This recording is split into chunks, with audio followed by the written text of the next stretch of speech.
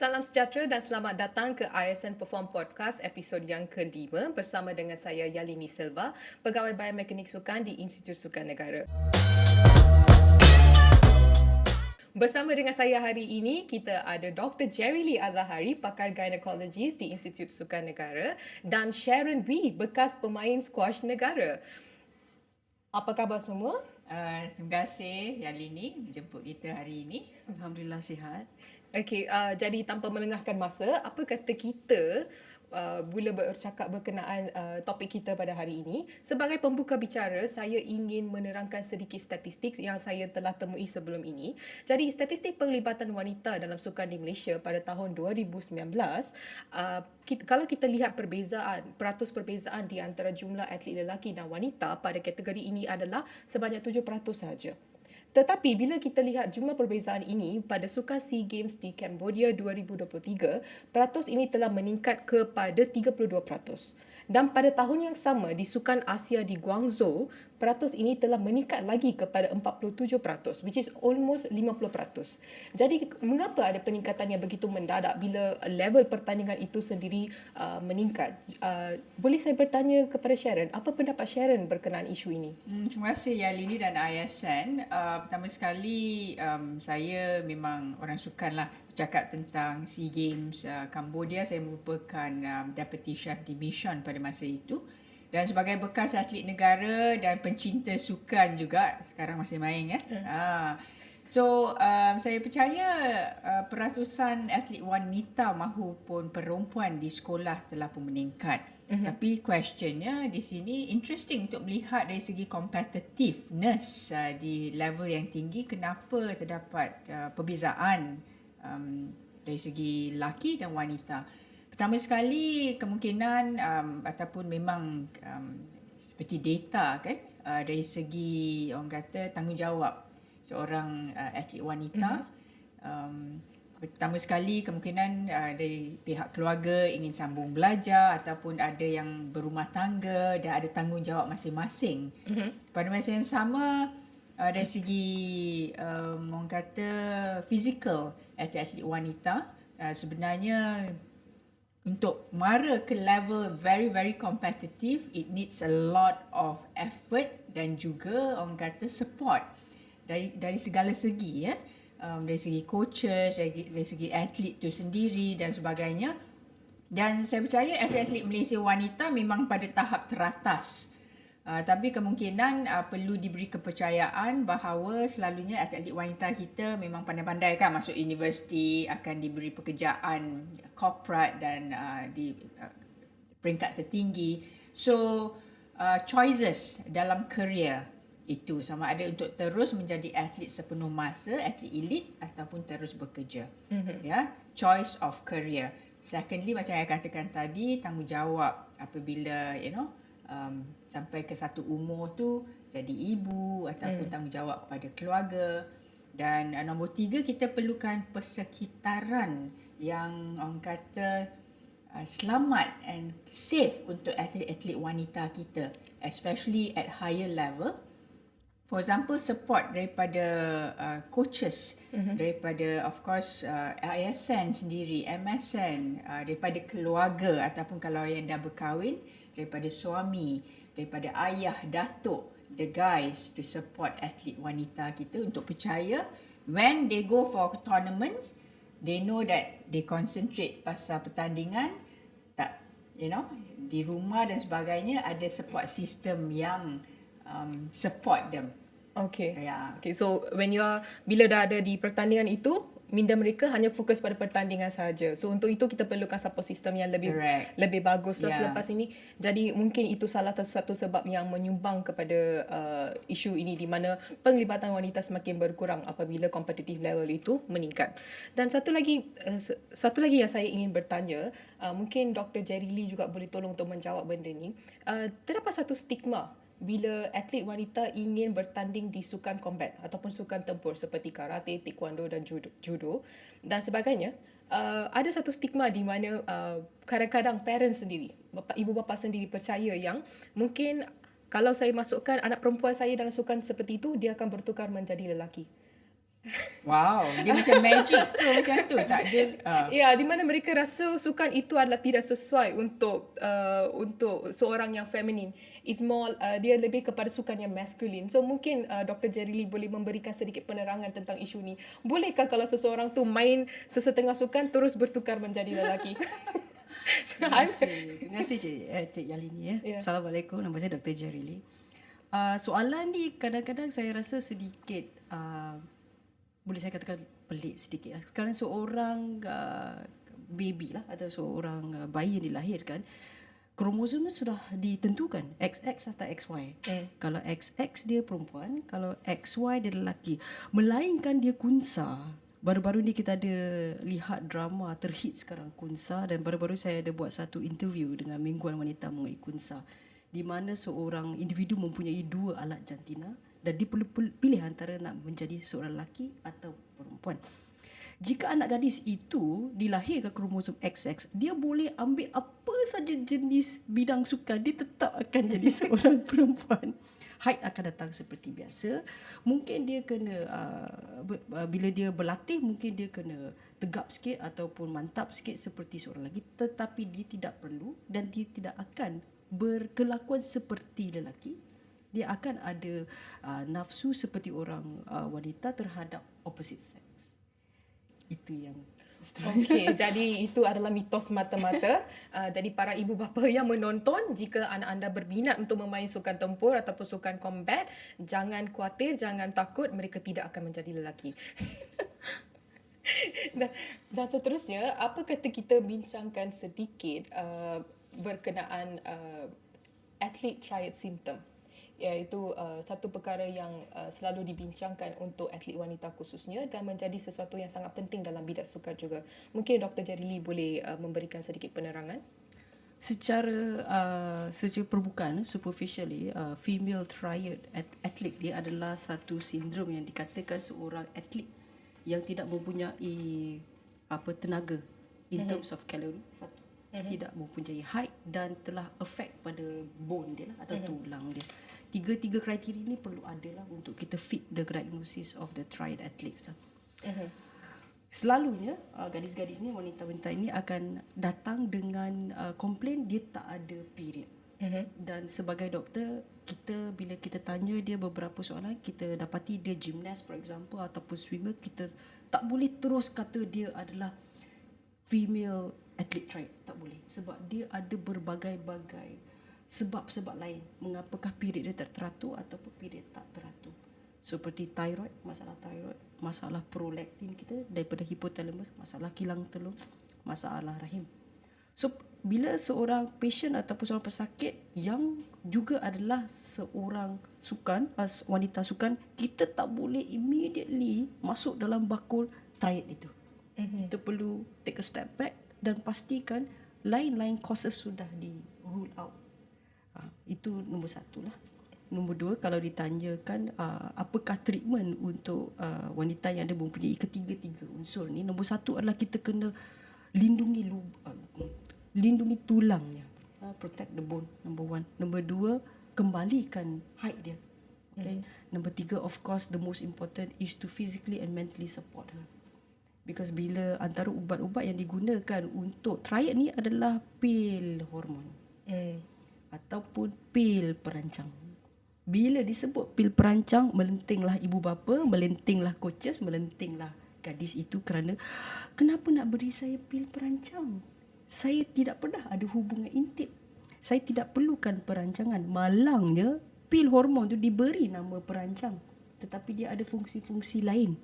Dia ada fungsi untuk meregulatekan height, merendahkan kejadian jerawat, merendahkan pembentukan misai, boleh merendahkan insiden-insiden sakit ketika haid. Dia seperti pil magic, tapi nama pula diberi pil perancang. Kalau boleh saya nak ubah pil magic supaya senang saya berikan kepada wanita-wanita yang perlu, yang boleh benefit daripada pil ini, tetapi segan nak ambil sebab takut kawan tengok dia ambil pil perancang dan dia belum kahwin lagi. This is the dilemma we have. Very interesting, yeah. Dia mungkin dia mungkin takut yang akan terjadi fitnah tersebar berkenaan diri dia dan benda tu akan memberikan masalah mental dan emosi, gangguan. So kalau I boleh share sedikit, saya sendiri zaman remaja saya sampailah wanita ya. Of course bila ada period tu memang challenging sebab perut sakit sikit, tak comfortable, itulah wanita kan. Tapi yang paling penting tu macam Dr. Jaruli kata perlu support. Coaches perlu tahu walaupun coach tu lelaki ataupun wanita, kita perlu berkongsi. Coach hari ni dapat period dan sebagainya. So yang paling penting tu untuk melihat dari segi training. Kemungkinan 2-3 hari, 4 hari tu medium to light training. So pemakanan pun kena betul and maybe vitamins sebab period ni kadang-kadang of course datang tak datang untuk atlet wanita ni ataupun atlet perempuan sebab dari segi training, heart training, tak cukup tidur, pemakanan tak seimbang. So benda-benda ni semua perlu dijaga dan sebagai remaja especially coach dan parents kena support sebaik yang mungkin.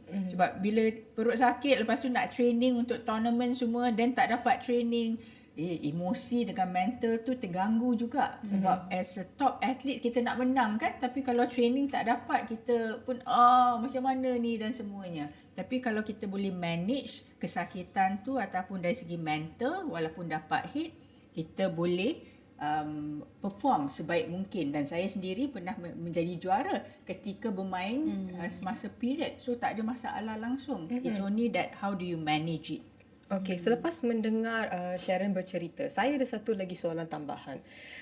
Soalan saya adalah, pernahkah, mungkin bukan kamu sendiri tetapi mungkin orang lain, pernah tak melihat wanita yang mungkin, especially atlet perempuan yang masih lagi muda dan masih lagi sedang membina bakat, masing-masing dalam sukan, bila tak dapat period dia rasa sangat happy?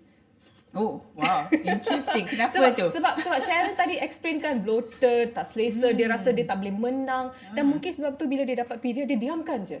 Dia tak nak pergi dan berjumpa dengan doktor. So soalan pertama saya, berapa bulan yang kalau dia tak dapat haid, memang dia wajib untuk berjumpa dengan doktor? Dan juga pernahkah Sharon sendiri melihat perkara seperti ini di dalam pengalaman Sharon? Mungkin rakan-rakan yang lain ke? Saya sendiri ada berlaku beberapa kali 1-2 bulan tak ada haid, kemungkinan terlalu penat, emotionally terganggu dan sebagainya. Tapi lepas tu bila orang kata di manage dengan baik, makan betul-betul, tidur betul-betul, training punya periodization kita medium to light, dan dia semakin baiklah, regular. Tapi ada juga kawan atlet bila dapat period tu sampai 3-4 hari tak boleh bangun daripada katil. Tu the serious one lah. So I think yang tu memang perlukan pill, perlukan some support, magic pill kan, untuk tukar mindset. Betul. Especially mindset community kan, untuk membantu supaya atlet tu sendiri dapat recover dan berlatih. Yeah. Okay, Dr. Jari, maybe Dr. Jari boleh explain sikit berapa bulan yang atlet tu kena alert dan dia kena berjumpa dengan doktor. Especially untuk yang masih muda. Masih muda. Yang muda ni a bit tricky because seorang gadis yang kurang daripada 15 tahun, kalau tak ada period, kita boleh tunggu lagi. Tapi selepas 15 tahun, perlu ada period. Akhir balik perlu set in. Okay. Kalau tidak, kita kena periksa kenapa akhir balik tak set in. Itu nombor satu. Lepas dah ada period tu, sebaik-baiknya, seafdalnya, kita ada period sebulan sekali. Itu kehendak semua wanita dan gadis-gadis. Kalau tak boleh, sekali dalam 2 bulan pun saya boleh terima. Sekali dalam 3 bulan, saya dah tercekik. Sekali dalam 4 bulan, tidak boleh diterima. Okay, so maksudnya apa-apa stresor yang ada seperti Cik Sharon cakap, tak cukup tidur ataupun stres daripada tournament, stres daripada peperiksaan SPM terutamanya, sepatutnya by 3 months it should settle, period should come. So lepas 3 bulan tak ada period, perlu datang jumpa doktor dan periksa jika anda lebih daripada 15 tahun. Okay, dengan itu saya boleh meringkaskan yang para atlet wanita yang masih muda ataupun selepas 15 tahun, jika anda tidak mendapat haid dalam tempoh 3 bulan, anda perlu berjumpa dengan doktor. Jangan menunggu. Betul. Seterusnya saya ingin memberikan sedikit penerangan tentang isu-isu kecederaan yang dialami oleh atlet wanita. Sebab sebagai seorang biomekanis sendiri, kami memang perlu berhadapan dengan atlet yang injured dan juga melakukan testing yang sepatutnya untuk membolehkan wanita ini kembali beraksi di pertandingan dan juga di latihan seperti yang sepatutnya mereka lakukan, supaya mereka tidak akan miss out daripada apa-apa competition lah. Jadi salah satu perkara yang saya selalu melihat adalah isu kecederaan anterior cruciate ligament ataupun ACL. So mengikut statistiknya, wanita lebih cenderung untuk mendapat ACL 8 kali lebih tinggi berbanding dengan lelaki. Tinggi tau. Itu tinggi. Sebab itu lebih daripada 5. So saya rasa itu adalah sangat tinggi. So saya ingin menerangkan sedikit berkenaan anatomi dan fisiologi wanita sendiri. Okay, yang pertamanya, bagi knee joint wanita itu adalah lebih loose ataupun lebih longgar berbanding dengan lelaki, kerana otot di sekitar lutut untuk wanita adalah lebih kurang berbanding lelaki. Seterusnya adalah pinggul wanita itu sendiri. Okay, kita ada pinggul yang lebih wider, lebih lebar. Of course kita tahu function dia adalah supaya wanita boleh melahirkan anak dengan lebih mudah. Tetapi disebabkan oleh dua anatomi perkara ini, waktu wanita melakukan lompatan, terdapat satu kecenderungan untuk lutut mereka untuk masuk ke dalam. Ya, lutut akan masuk ke dalam. So ini adalah satu kecenderungan yang memang biasa disebabkan oleh anatomi dan fisiologi, tetapi ia tidak sihat. Ia tidak sihat. Okay, dan perkara inilah yang akan menyebabkan kecederaan pada masa yang akan datang. Jadi untuk setiap wanita, especially wanita muda yang baru saja nak mula training ataupun still in their level sekolah sekalipun, memang perlu mengambil berat perkara ini. Jadi waktu training itu, satu-satunya solusi adalah untuk memahami diri sendiri dan juga untuk explain it to yourself. Before you start your training. Sebelum mulakan latihan itu, terangkan kepada diri sendiri, remind kepada diri sendiri dan cuba untuk tidak melakukan aksi tersebut. Selain daripada itu, stretching. Yeah. Stretching sebelum mulakan latihan dan juga selepas latihan. Dan kalau boleh stretching sebelum pergi tidur juga. Ya. Okay. Kita sekarang zaman app. Terdapat banyak app yang saya jumpa yang sebenarnya memberikan stretching on bed. Simple stretches yang kita boleh buat on bed. So sepatutnya isu saya tak ada masa untuk melakukan stretching sepatutnya tidak ada lagi. Yes. App is so developed, sudah begitu developed sehingga ada app yang menerangkan bagaimana melakukan stretching sambil bermain telefon. Wow.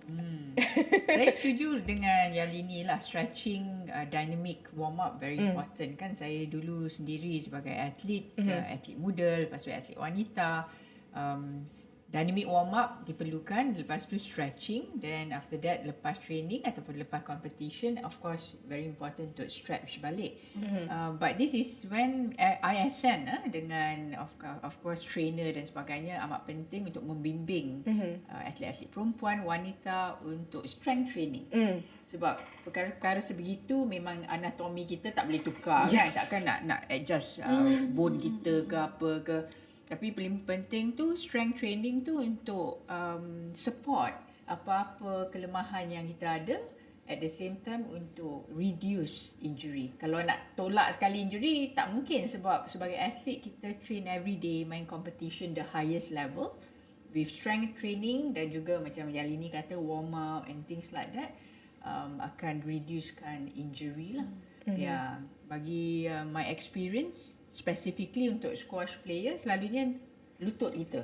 Sebab it's twist and turn dan sebagainya. Bola tu dalam squash court is very fast. Ke depan, ke tepi, tukar direction, and ankle injury dengan lower back. Sebab kita bend a lot.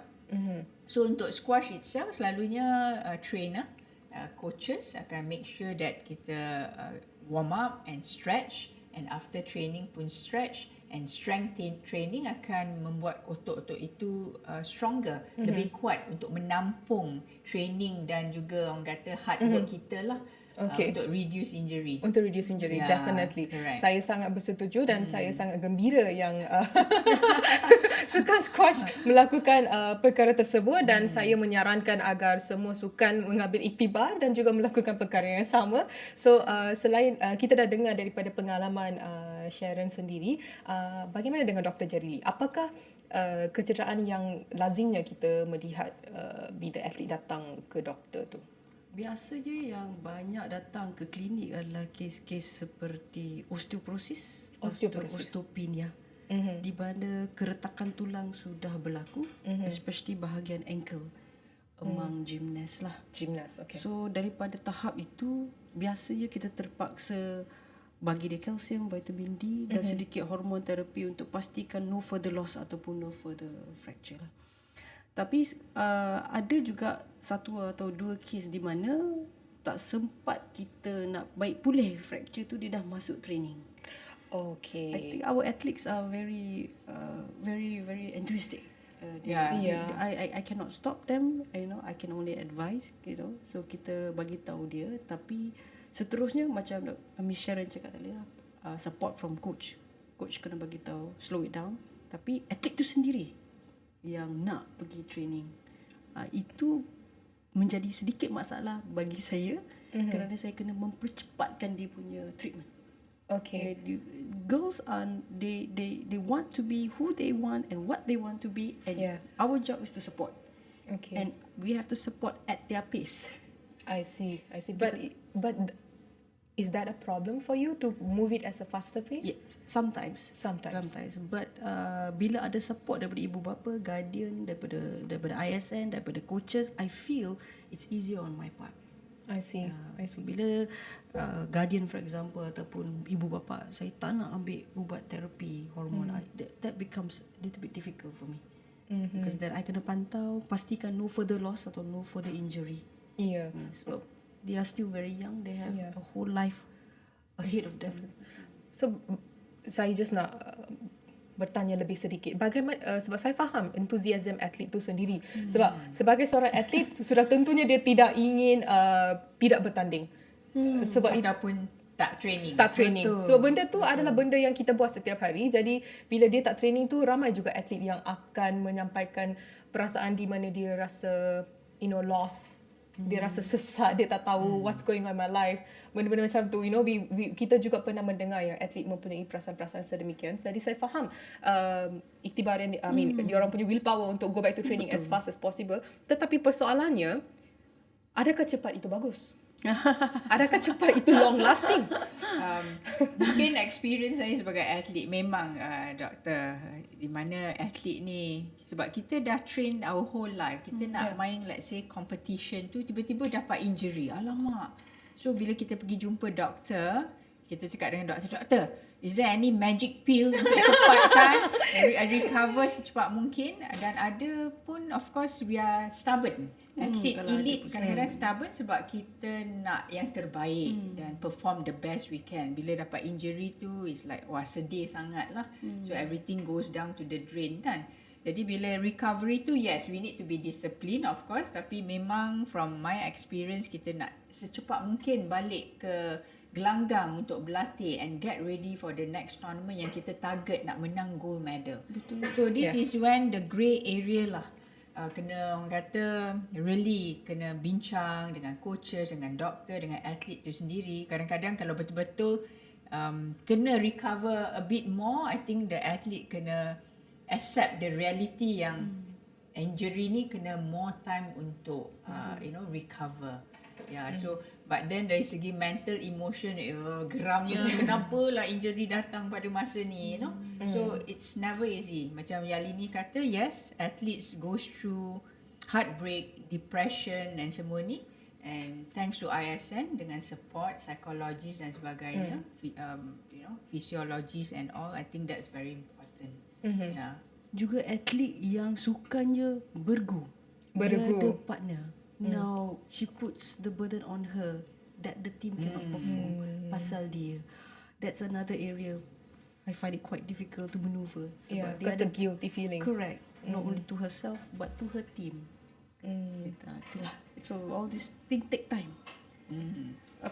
Bila seorang atlet jumpa saya, dia tak akan terus suka kat saya. Dia kena jumpa saya beberapa kali. Kita dah ada bonding, kita dah ada rapport. Then it's easier to speak, easier to talk. Beyond medicine. But then it will be easier to maneuver her treatment when she understands. That's the thing on my part. Okay. So atlet wanita ni dia sebenarnya memerlukan sedikit masa untuk warm up kepada doctors. So that's a new information for me. Sebab kita bukan ke emotional sikit. Emotional in a good way. Okay. So that's why I said dalam training untuk menjadi jurulatih ke support to athletes, especially atlet perempuan dan wanita, there's a emotion effort need to put in sebab we are different from the guys kan. I mean that's the reality dari segi anatomi, dari segi perasaan, minda dan sebagainya. But very interesting. And the fact that pakar sakit puan ni, kalau dekat pintu saya pakar sakit puan, the word sakit puan tu, they have this image of, you know, something that's going to hurt them. You know, maybe you know, pressing on the tummy, or sometimes when you do a pap smear, buat pap smear kadang-kadang they have this idea that takut nak jumpa pakar sakit puan. Oh, okay. So that also I perlu break that barrier. Oh. You know, have to put up a front where we are approachable. We are not what you think we are, so that they can keep coming to see us.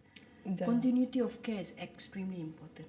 Oh, nak tambah sikit sebab cakap pasal pakar sakit puan, ada mitos kan, baru kita bincang tadi. Mitos a little bit of myth lah untuk educate semua. Ada yang kata masa saya kecil-kecil dulu, kalau you know stretch semua, berbasikal banyak sangat, main lompat-lompat sikit, you know kaki terbuka-buka sikit, not good for girls lah. Nanti you know people said you are not virgin anymore. So for me, of course, when I read up, it's not true. Correct. Untuk kanak-kanak perempuan, wanita, kalau bersukan, you are still, you know, who you are until, you know, there's some, you know, perhubungan lah. So mungkin doktor boleh tambah sikit, what's the myth So pasal this selaput dara lah. We talk about selaput dara ni, medical term we call it hymen lah. Dia ada beberapa bentuk. Dia ada bulat, dia ada macam ragged sikit, ada bengkok sikit. So kita tak ada satu hymen yang bulat-bulat cantik-cantik, tak ada macam tu. So bila kita buat sports ni semua, hymen tu pula ataupun selaput darah tu dia agak stretchable. So by right lah, kalau you buat sport tonggang terbalik ke, panjat gunung ke, panjat dinding apa yang nak buat pun, dia tak boleh koyak sampai berdarah. Okay. Misalnya seorang wanita yang perlu menjalankan operation pangkar rahim, tapi dia tak pernah mengadakan hubungan seks, dan kami terpaksa masukkan alat ke dalam farajnya untuk tengok apa sedang berlaku. Adakah itu dikira koyakan selaput darah yang orang kata, oh ini dah tak darah lagi? Padahal itu adalah prosedur medical. So zaman sekarang ni, I hope lah, insyaAllah zaman sekarang ni, kita tak main lagi lah selaput darah. Kita tengok hati, kita tengok emotion, kita tengok niat. Kalau kita nak berkahwin dengan seseorang tu hanya kerana selaput darah dia intact, tak payahlah. Saya rasa tak berbaloi. Oh, okay. That is your advice untuk lelaki yang ingin berkahwin dengan. But the most important untuk semua, I think is education juga lah. Correct. Terutama sebagai atlet perempuan, atlet wanita, benda-benda ni mungkin is a myth kan, mitos mungkin sebab kekurangan info. Jadi dengan you know, explanation daripada doktor, we can continue doing sports. Definitely. Jangan biarkan sangat jangan biarkan perkara ini. Jangan biarkan perkara ini. Is that what you call Split. Yes. Split terbalik boleh, anything. Macam combat, you kena you know, high kick dan sebagainya. Ambil what you call, go to the gym, continue, right? Girls and women, go for it. Betul. Jangan biarkan perkara ini mengganggu kerjaya sukan anda.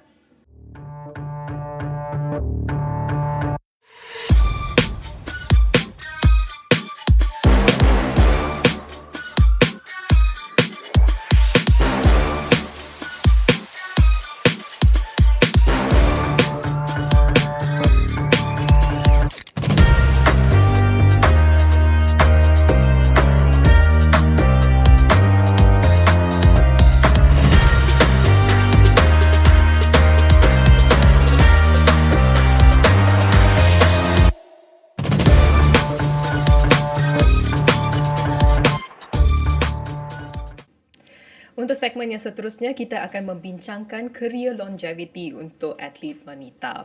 Jadi kita tahu yang wanita selepas umur yang tertentu, mereka mungkin ingin berkahwin dan juga mendirikan rumah tangga masing-masing. Apakah peluang untuk wanita sebegini yang ingin kembali kepada sukan dan beraksi di medan antarabangsa? Mari kita mendengar pendapat daripada Sharon berkenaan pengalaman beliau tentang isu ini. Saya rasa untuk atlet wanita, saya sendiri bermula squash 11 tahun, wakil negara 13 tahun sehingga 33 tahun. So bercakap tentang longevity tu banyak perkara lah, sama ada atlet elite tu akan terus bermain untuk negara di peringkat elite sehingga 30 tahun, 40 tahun dan sebagainya. Tapi bagi saya untuk atlet wanita dari segi anatomi dan sebagainya, bila sampai 35 tahun kemungkinan tu adalah maksimumnya lah, especially untuk squash. Tapi untuk personal matter, berkahwin, berumah tangga, kemungkinan career, saya percaya dengan support system tiada halangan.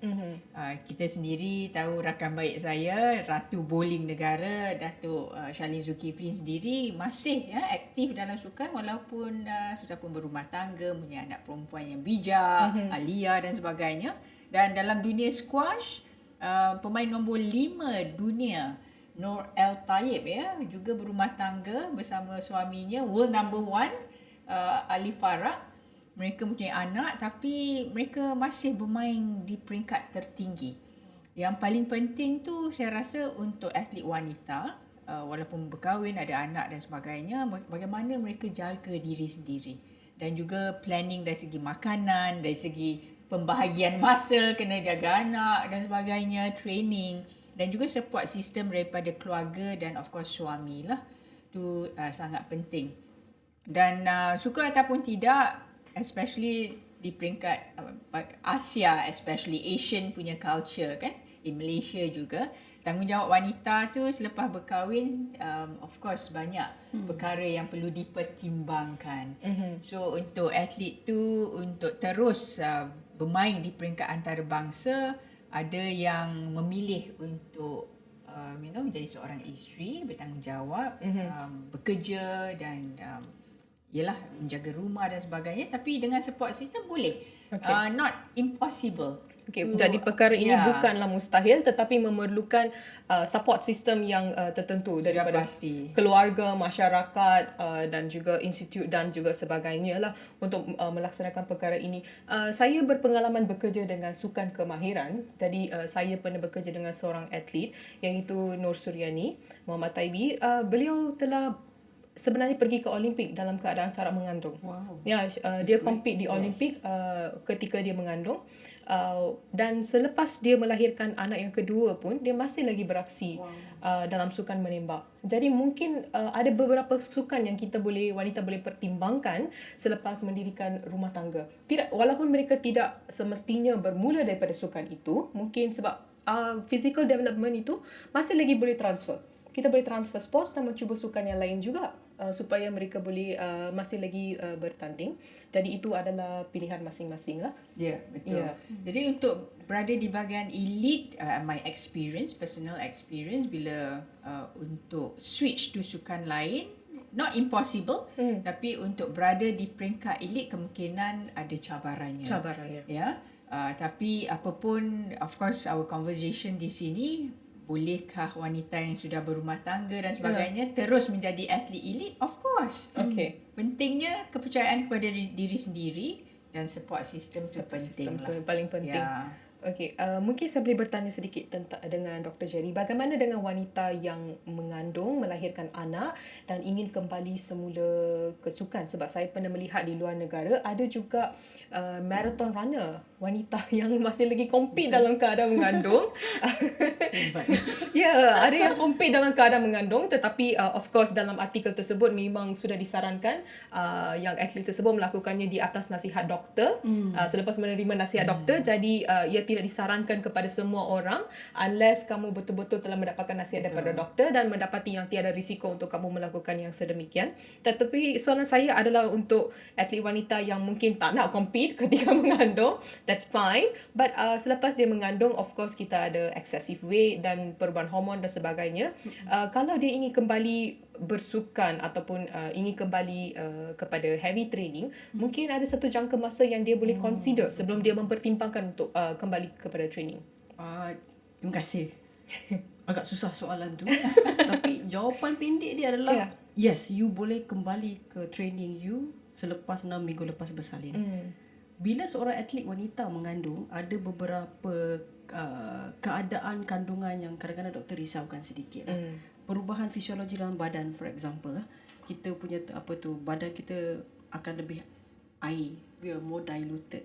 So kita akan jadi lebih anemia sikit lah. Tapi salah satu benda yang menjadi perdebatan hebat antara doktor-doktor adalah baby tu kecil.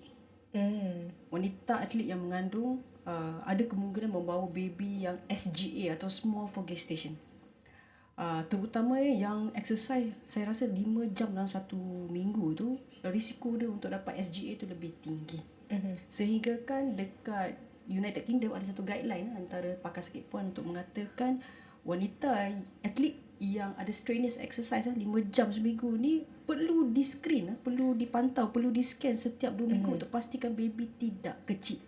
Tetapi ada satu lagi kajian lebih besar mengatakan tidak ada, no such thing lah. Cuma the Canadian kata kalau you are athlete, strenuous exercise tu kita akan pantau mungkin 4 minggu macam tu. Okay.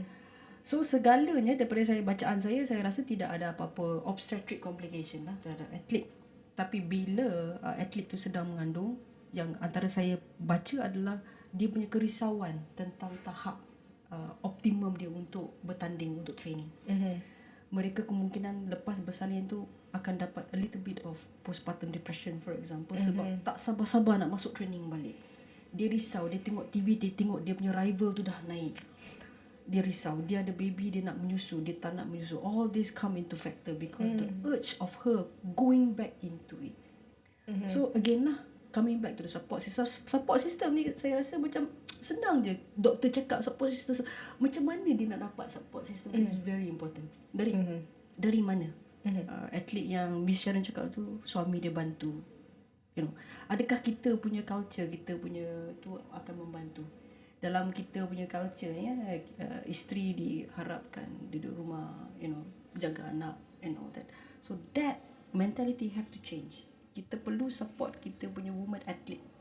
Bukan saja sebelum dia mengandung, selepas dia mengandung, ketika mengandung. And the support has to come from every angle. For this particular athlete yang masih boleh perform at the elite level, I'm sure she's not alone. I'm sure she has this thing that supports her up. Itu pendapat saya yang tak seberapa. Itu pendapat yang sangat penting itu sebenarnya, sebab walaupun of course kita nak encourage wanita untuk lebih bertanding dengan lebih banyak, I mean you go higher in terms of career, tetapi kita tak naklah dia merisikokan diri sendiri, tubuh badan sendiri, sebab segala perkara yang kita buat tu mungkin ada kesannya pada masa yang akan datang. So advice ini adalah sangat penting. Jadi planning is most important thing. How do you plan your career pathway and also your pregnancy, yang tu penting. Yang keduanya, memerlukan satu support system yang begitu bagus. Dan support system ini bukan sahaja dia unit kecil, rumah sampailah negara. Daripada kecil sehingga besar, semua orang kena support. Baru benda itu akan berjalan, baru benda itu akan you know, it will work out eventually. And yes, just one case, 42 years old Chinese lady, dia lari ultra marathon 100 km. Anak dia 4 orang. Okay. The last thing a doctor should say, wah, hebat lah you, that you can do this at this age. That's not the kind of support we want. We want to treat her like this is her life, and this is normal for her, and it's okay for her to do that. So she will feel included. Instead of feeling like, is this weird for me to do this at this age? 100 km dia tidur 3 jam makan banana saja. Actually untuk atlet wanita, they are very high achiever. You know, as all semua atlet kan, memang dari segi mental dia nak yang terbaik. Memang DNA. Sama ada married ke tak married, ada anak ke tak anak. Tapi macam doktor kata dari segi psikologi and emotion also, sebab of course selepas mengandung dapat anak, dia nampak badan dia dekat cermin, naturally as top athlete you rasa a little bit disappointed kadang-kadang sebab you nak badan you of course on with shape, then the fittest ever kan. So benda ni perlu disokong. Betul. Dari segi psikologi, husband, maybe sport psychology, coaches dan sebagainya. Dan Kecil atlet sampai itu besar. sendiri, Betul. ya, atlet itu sendiri kena, orang kata sometimes accept the reality lah. Tapi work on it kalau nak kembali di peringkat antarabangsa. Not impossible, tapi semua macam Yali kata, everybody kena support lah, especially for women athletes. And saya suka point yang diterapkan oleh Dr. Jeremy, which is make it normal. Make it normal, treat it as normal. That's the most important. Betul. For example, doktor, kadang-kadang kita go on call 36 jam. Orang luar dengar, you tak tidur 36 jam. It's normal to us. Normalize it. Don't make it like, oh, something is going to go wrong. You haven't slept. Anything is possible. Correct. Okay. So, benarkah saya untuk share sedikit pengalaman saya dalam industri ini sebagai seorang pegawai sports science ya. Salah satu perkara yang saya rasa saya perlu tekankan adalah kajian terhadap wanita. Sebab kita bercakap tentang isu unit yang kecil sehingga unit yang besar. Satu perkara yang saya notice adalah bila when it comes to research, when it comes to kajian, dalam medicine kita sudah ada pakar gynecology, so we have a straight line. But when it comes to sports science, bila kita lihat kajian, banyak kajian untuk wanita secara mendalam tidak boleh didapati. Okay, when I say kajian secara mendalam, it means kajian yang hanya concentrate dekat wanita, dapatkan sampel wanita yang besar. Kebanyakan kajian kalau kita melihat hanya buat comparison study saja between lelaki dengan wanita dan mendapatkan statistik perbezaan saja. Tetapi statistik perbezaan itu tidak akan memberikan satu change. Dia tak akan membawa perubahan kepada sukan ataupun emosi ataupun kesihatan tubuh badan wanita itu sendiri. Jadi saranan saya adalah bukan hanya kepada profesional dalam medical field sahaja, tetapi juga profesional yang lain, terutamanya bukan juga dari segi coaching. Even to become a female coach, it's also hard because female coach pun dia kena travel overseas banyak dan sebagainya untuk competition, and kalau dia dah berumah tangga, benda tu pun boleh menjadi satu cabaran juga. Betul. Jadi saya ingin menyarankan bukan saja kepada doktor tetapi juga female coaches dan juga female researchers. Get the qualification. Because tadi kita bercakap bagaimana wanita ni memerlukan satu perhubungan emosi. Even with the gynecologist pun, perempuan pun dia memerlukan masa untuk warm up. Betul. Jadi sebagai penyelidik wanita, kita perlu memastikan yang kita mempunyai the necessity qualification supaya kita boleh melakukan testing terhadap wanita, especially wanita yang Muslim. Sebab kita kena make sure that we are doing in a closed environment, and definitely we cannot ask for male researchers to help us to collect data. So we have to be there and be ready to serve them so that we can improve kita punya knowledge dan membantu mereka to come back to the playing field at a faster pace. And like what we discussed earlier, from a small unit to the big unit. For in a much larger unit, saya rasa support sebegini pun penting juga. Saya setuju ya Lini. Ini menampakkan sukan di Malaysia, penglibatan wanita dalam sukan, dalam setiap kerjaya. Sebagai atlet, sebagai jurulatih, sebagai researcher, doktor sukan, fisiologi wanita sukan, psikologis wanita sukan dan banyak lagi. So this is when I think mindset of Malaysian, even parents, sebab kita start di rumah kan, untuk menyarankan dan juga memupuk orang kata interest kepada anak-anak perempuan mereka menuju ke arah penglibatan dalam sukan dalam kerjaya. Not just as an athlete. Banyak tu lagi. So selepas kamu they can always choose to be coaches. Correct. Masih lagi dalam industri sukan, mereka boleh meneruskan kerjaya untuk menjadi seorang doktor, tapi dalam bidang sukan. So banyak lagi kerjaya yang mereka boleh ceburi dalam bidang sukan tu sendiri. Jadi bermain sukan itu bukanlah sesuatu yang sia-sia. Setuju. Yes.